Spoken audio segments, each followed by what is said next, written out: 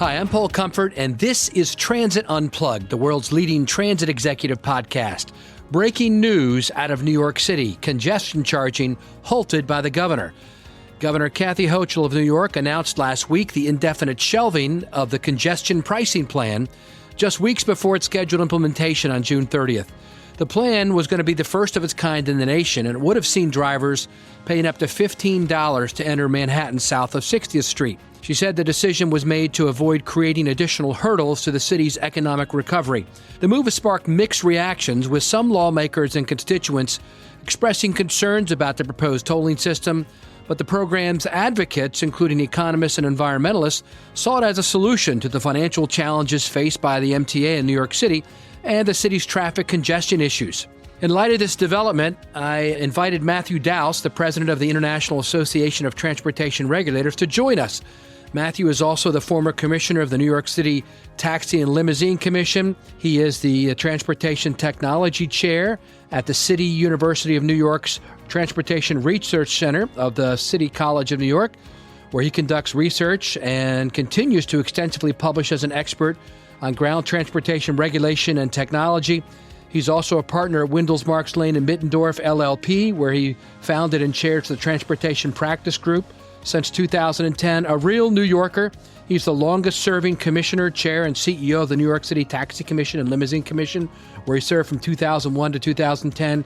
With 20 years of other service in government as an attorney, I asked him to join me and talk to me about this development, and so he does. He breaks it down with his opinion on issues, which is always stimulating. And we also talk about the recent departure of Rich Davey, a friend of ours, leaving the New York City MTA to go back to Boston, to the port there. And also considerations about what's happening in crime with New York City, and is the governor going to keep the National Guard on the MTA, and should that happen? These are his opinions, by the way, and should not necessarily be seen as the opinions of myself or Modaxo or Transit Unplugged, but very insightful opinions he gives, and I think it's a good, invigorating conversation on all topics, all things transit. What most folks may not realize is that every day in America, close to 40% of the trips that are taken on public transportation are taken in one city, New York City. So if you can make it there, you can make it anywhere. Let's join the conversation with Matthew Daus about this halt, surprising halt to congestion charging in New York City.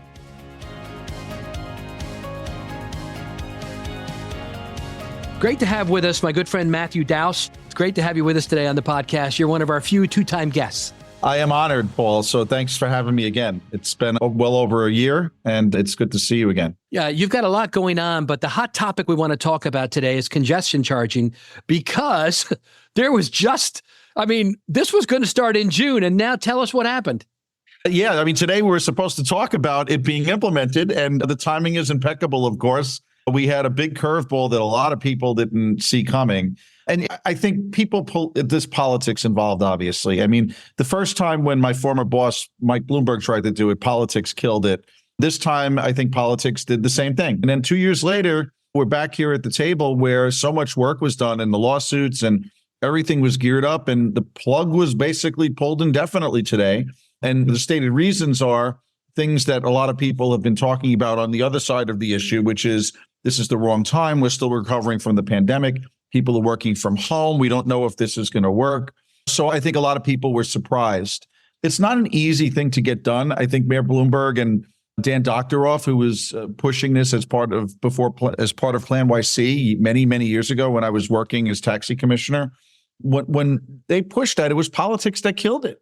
The politics, I think, were probably not as well thought out as they could have been at the time. And then Jeanette Sada-Khan came in, and we took a different direction with micromobility in the city, and we forgot about congestion pricing until my good friend Sam Schwartz brought it back with Move New York, and circumstances were such at the time that it was really, the stars were aligned, and the summer of hell happened with the former Governor Andrew Cuomo, and that gave fuel to the fire with Sam's Move New York program. And that's how we ended up with congestion pricing being passed. And I think the one thing I'd pause and say, Paul, is that congestion pricing could be a good thing, but there was a lot of opposition here. And even though they did a better job this time of trying to nail down the politics of, the Rubik's Cube of getting to a monetary goal, I think we should take a step back. And this is great to hit the pause button right now, because It wasn't perfect. And even though the political planning was better, and you cannot remove the politics from this. You can't get anything done in New York or most parts of the country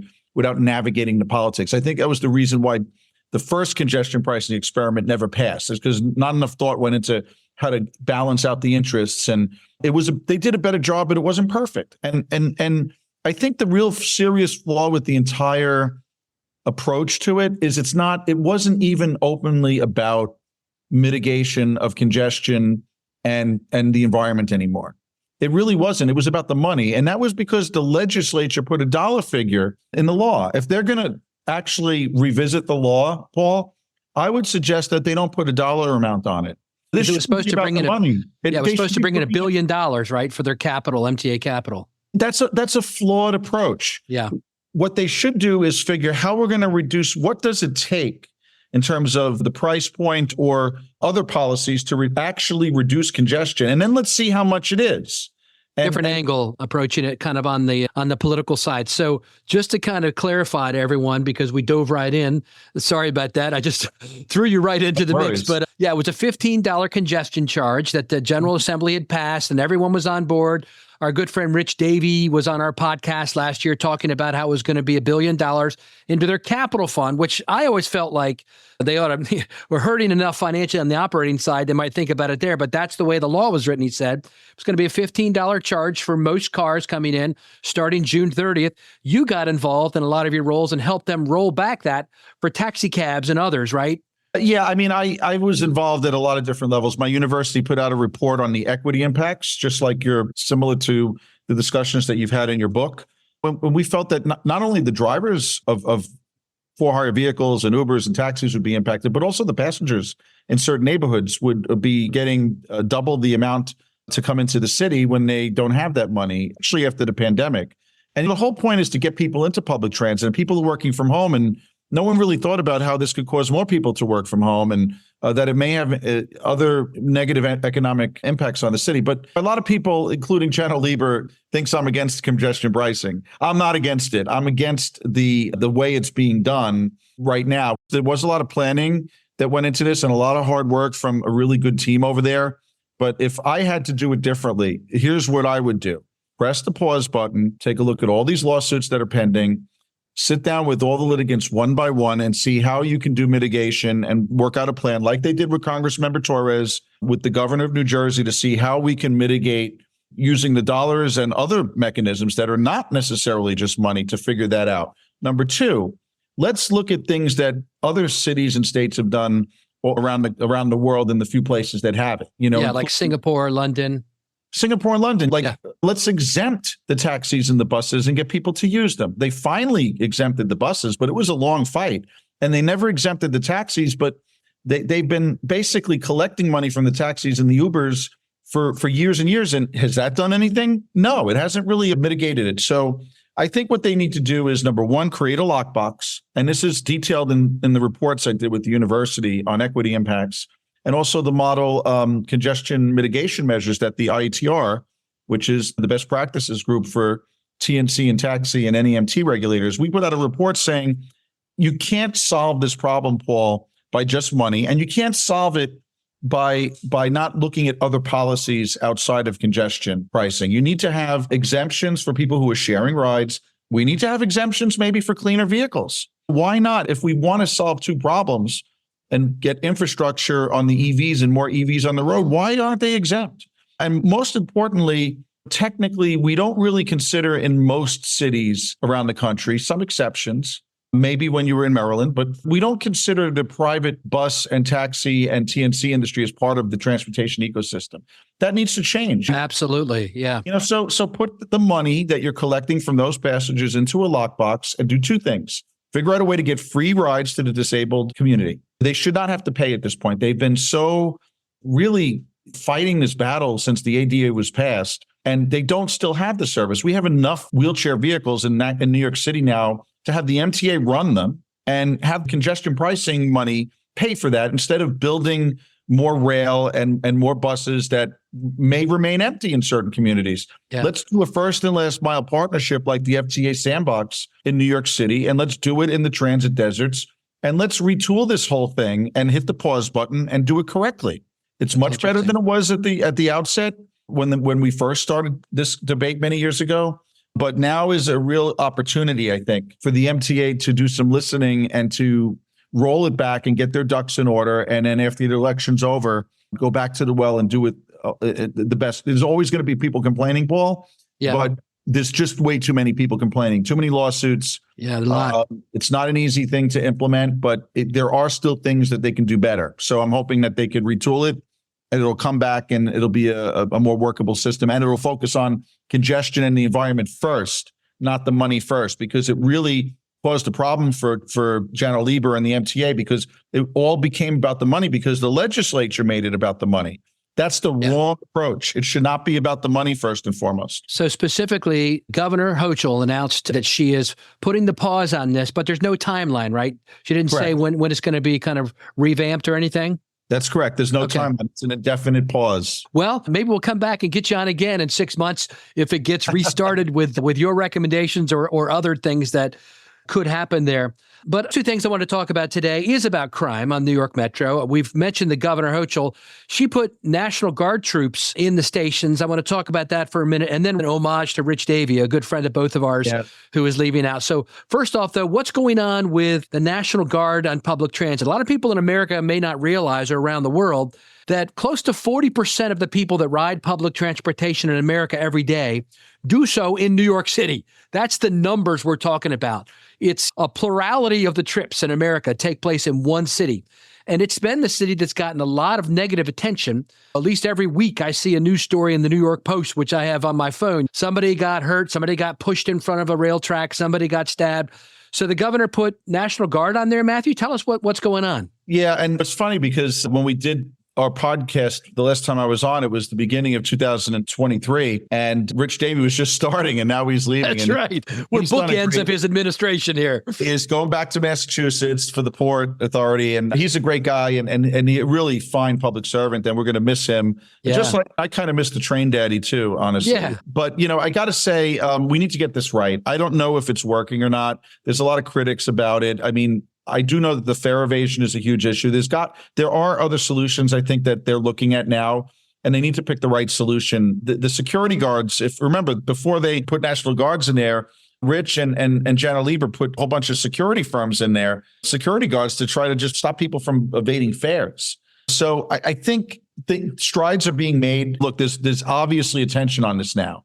People have a different, no pun intended, comfort level on what they would like to see in the subway. I, for one, would like to see officers there. There are other people that don't like it. They feel it's unnecessary. But with cameras and technology, I think that's really kind of where the answer should be. We need to have humans. I'm not a policing expert, but I do believe we need to have a human enforcement presence there. It shouldn't be like you're going into a war zone where there's people everywhere and it looks overbearing, but there should be a responsiveness in a unit and a CommStat system underground, because it was done before. The subways were safe in the past, and we can get back there. And I think technology is what is very much needed, protecting privacy and so forth. But this is one of the things I would cover with my students. If you look at any transportation sustainability textbook, right? If you want to get people out of their cars, you want them to use public transit, you got to have a good, clean experience. They need to run on time. It needs to be a pleasurable experience, and it needs to be safe. So the whole narrative of getting congestion pricing and moving people onto public transit falls apart, and getting people out of their cars falls apart if the system is not safe and if it's not efficient. So for all of those advocates out there that are anti-car and they want to get people into the trains and the buses, this is the public safety issue is at the bottom of Maslow's hierarchy of needs, right? You go from the most important ones to the top. So that is the number one priority. And then you need to talk about efficiency and price. And otherwise, it's possible the revenue numbers may not have come in. There's a lot of companies that are still working from home.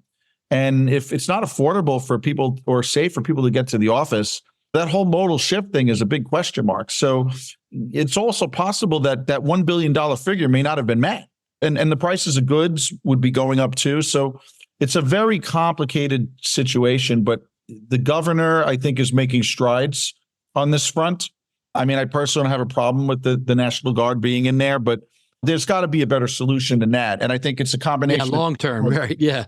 It's optics. I mean, the optics could be good for some people, but other people might feel like this is a little overwhelming. Are we that unsafe that we need to have guards everywhere? So look, it's a work in progress. But the good news is in New York, I think it's on the radar screen. Yeah. The mayor has more appointments to the board, Mira Joshi and other folks from the administration.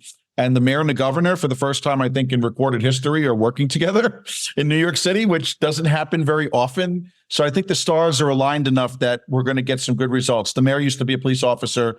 He understands public safety. So I have high hopes that they're going to fix that problem.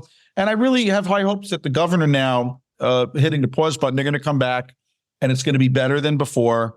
And maybe they will get some people to calm down and remove their opposition to it. It's a great opportunity right now to try to fix the mess that it's become.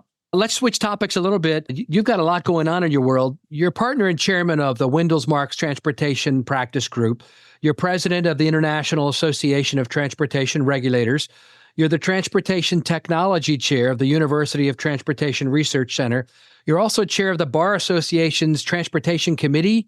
I mean, you've got a lot going on there, Matthew, and you're wired and connected, which I think is awesome. But tell us about, just a little bit, if you could, about the International Association of Transportation Regulators.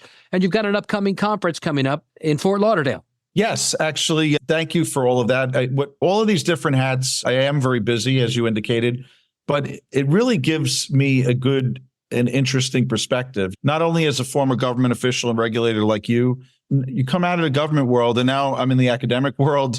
I'm in the business world, representing businesses, seeing the other side of things. And I'm glad I stayed involved for the last 14, 15 years with the ITR, because it's a volunteer effort, but it brings a lot of joy to train regulators in multimodal innovation and regulation and trying to effectuate change. We have reports that we put out. We did a taxi modernization report after the Uber taxi partnership. We're looking to get rid of unnecessary regulations, but keep the good ones. We do best practices and have a lot to offer. We have a lot of reports on our website, and our conferences give us the opportunity to get a broad base of people together to talk about the issues and develop our model regulations and guiding principles for anything from congestion mitigation to smart meters and what's the future of the taxi meter. So it goes from the broad to the minutia. And our conference this year, we did an equity conference 2 years ago in Memphis. And last year we went to Scottsdale, Arizona, where we focused on automation. And our theme this year is regulatory sunshine. We're going to be from the 7th to the 11th in October. We're going to be at the W Hotel in Fort Lauderdale. We have 3 conference sponsors, 3 counties, Miami-Dade, Broward, and West Palm. And we're going to have a taste of South Florida. We're going to have various events in all 3 counties. But more importantly, we're going to have an action-packed program with an NEMT workshop. We're going to have our equity hackathon results presented. We're going to have panels, again, on robo-taxis and where we are there, where we are with electrification. We have a boot camp on taxi meter technology and telematics and insurance. We're touching on all the cutting edge issues in for-hire ground transportation, buses, Ubers, NEMT. And we really want to walk out of this conference with a better understanding of, in particular, this one on NEMT, and work with Trapeze and MV and a lot of work you've done over the years, Paul. I mean, this is an industry that's being disrupted right now, and the role of the regulator is unclear. The brokerage model's under attack in some cities. Everybody's got new software. There's a lot of inventory that the taxis have with wheelchair vehicles, and the whole system is being disrupted on numerous levels. And there's this organization called NEMTAC that's doing a certification for those who go above and beyond the regulations. And there's a lot of government money available for this industry. So in terms of what the regulator's role should be moving forward, that's one of the things we're going to be discussing. And we're going to tackle the tough issues on AVs. We've been at the forefront of talking about the socioeconomic issues like equity and accessibility, not just the safety issue, which is important, but we have guiding principles that are out there that are being followed. We were raising the issue of accessibility. Now there's companies that are doing it in the AV sector. I think just like congestion pricing, Paul, AVs, you can't remove the politics from any of that. There's very few issues that you can have a big change in mobility and not have to deal and understand and manage the politics, right? On AVs, the politics are huge. It's not just the safety issue. It's managing all the constituents. The Teamsters Union is making a real push against having these driverless cars at the state level. The accessibility community is waking up and saying, what about us? Right. So I think tackling those issues and navigating that is even more important for the OEMs than all of the things that we're dealing with now with the mobility NIMBYism that we have involving congestion pricing. Yeah. Matt, you're, I think, one of the few guys I know that's busier than me, I think, with all the organizations that you're a part of. But you just announced a big connection point with CoMotion and my good friends over there. Tell us about what you're doing with them. Well, I really fell in love with CoMotion. When I go to every conference, as you know, right? And I see the good, the bad, and the ugly.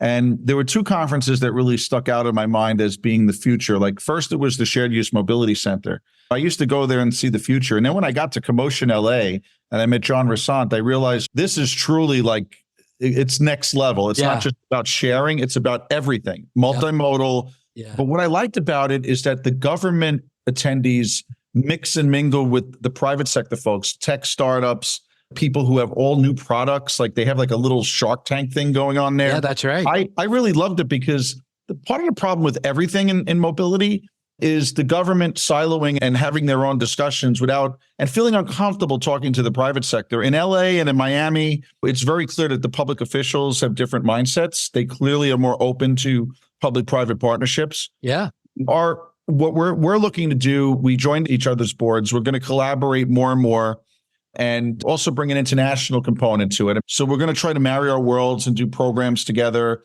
But these are the types of groups that we want to partner with. It seemed like it makes sense to partner with CoMotion that brings that private sector component to it. So we have a lot of lessons we can learn from the private sector. And I think John and his team have done a really good job. I think, you were there in Miami, I know, last year. Yeah, we launched our cookbook there. He's got a recipe in it. Yeah. I did a couple of the recipes. They were amazing. Oh, good.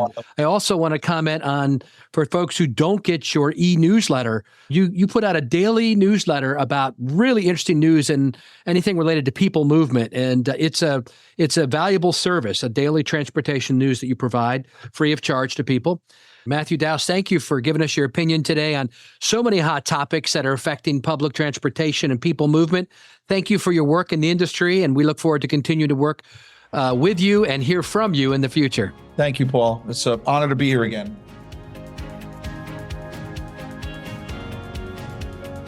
After this interview was recorded, there have been a few updates to the story we wanted to share with you. Hi, this is Tris Hussey, editor of the Transit Unplugged podcast.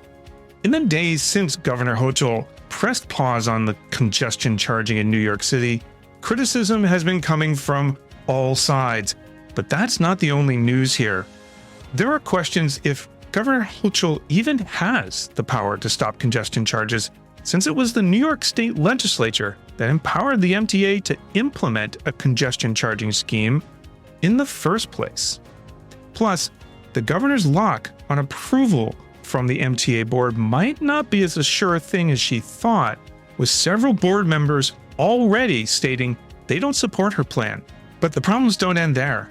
MTA Chief Executive Janno Lieber is preparing people for scaled-back plans at the MTA because of losing this projected $1 billion in yearly revenue from the congestion charges. And worse, Bloomberg is reporting that halting the congestion charges and the consequent revenue hit is making bond agencies consider lowering the MTA's credit rating. Stay tuned here on Transit Unplugged and the Transit Unplugged News Minute for updates on this story, because we've surely not heard the last word on congestion charges in New York City. Of course, we'd like to thank our guest Matthew Daus for being on the show and talking about congestion charges with Paul. And coming up next week, like we promised last week, will be Eric Van Wagenen, President and CEO of We Drive You, formerly known as National Express. Eric and Paul talk about contracting in the public transit industry and how it helps fuel innovation in our transition to zero emissions. Hey, we all know you're fans of Transit Unplugged. It would be really great if you could do us a favor. Could you leave us a rating or maybe even a review wherever you listen to podcasts? Rating and reviewing the show helps other people find Transit Unplugged and become part of our transit enthusiast and transit nerd network. Transit Unplugged is brought to you by Modaxo. At Modaxo, we're passionate about moving the world's people. And at Transit Unplugged, we're passionate about telling those stories. So until next week, ride safe, and ride happy.